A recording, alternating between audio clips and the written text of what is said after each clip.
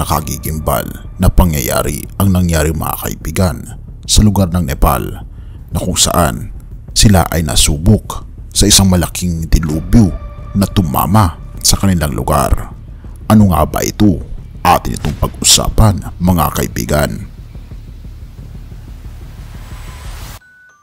Isang malakas na lindol ang yumanig sa rehiyon ng Baghang sa Nepal. Ang trahedyang ito ay naganap kagabi at naramdaman ito ng mga residente sa rehiyon. Iniulat ng mga lokal na otoridad ang pinsala sa mga gusali at kalsada sa lungsod. Ayon sa pangunahing datos, ang laki ng lindol ay higit sa 6 na puntos sa Richter scale. Wala pang eksaktong impormasyon ukol sa likas na kalamidad. Ngunit ang mga tagapagligtas ay nagtatrabaho sa lugar. Binabalaan ng mga residente sa lugar sa mga posibleng epekto at dapat silang mag-ingat. Ang mga lokal na ospital ay naghahanda para sa pagtanggap ng mga biktima at pagbibigay ng kinakailangang medikal na pangangalaga sa kanila. At hanggang ngayon ina-update pa rin ang pinsala na dulot ng lindol sa lugar ng Nepal.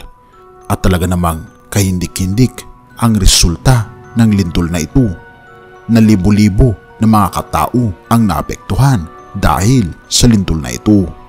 At ating pagtignan mga kaibigan ang ilan sa mga video na nakuhanan ng mga netizens patungkol sa lindol sa Nepal.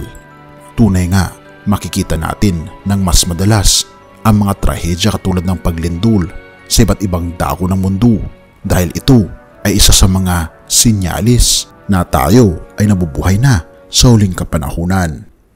Pahayag 11 verse 13, at ng oras na yaon ay nagkaroon ng isang malakas na lindol at nagiba ang ika-10 bahagi ng bayan at may nangamatay sa lindol na 7,000 katao at ang mga iba ay nakatatakot at nangagbigay ng kalulatian sa Diyos ng langit. Huwag na nating hintayin mga kaibigan na tayo ay mapiligro, saka tayo babalik sa ating Panginoong Diyos dahil ang nais niya habang maaga pa at wala pang nangyayaring trahedya sa ating buhay ay ito na ang perfect na panahon na tayo ay manumbalik sa Kanya. Purihin ang ating Panginoong Diyos at salamat kaibigan sa iyong panonood. Tayong manalangin.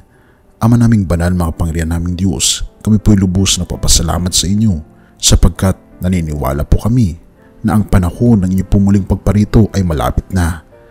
Himukin Panginoon ang bawat isa na bigyan ng dakilang pag-asa na bagaman nagkakaroon ng mga trahedya na katulad ng paglindol, ay kami po ay kakapit sa aming pananampalataya sa inyo na kahit na lumindol ay hindi po matitinag ang aming pananampalataya. Purihin ka o aming Panginoong Diyos at salamat po sa pagdinig ng aming mga panalangin pagkat ito ay aming samot hiling sa matamis na pangalan ng aming Panginoong Jesus.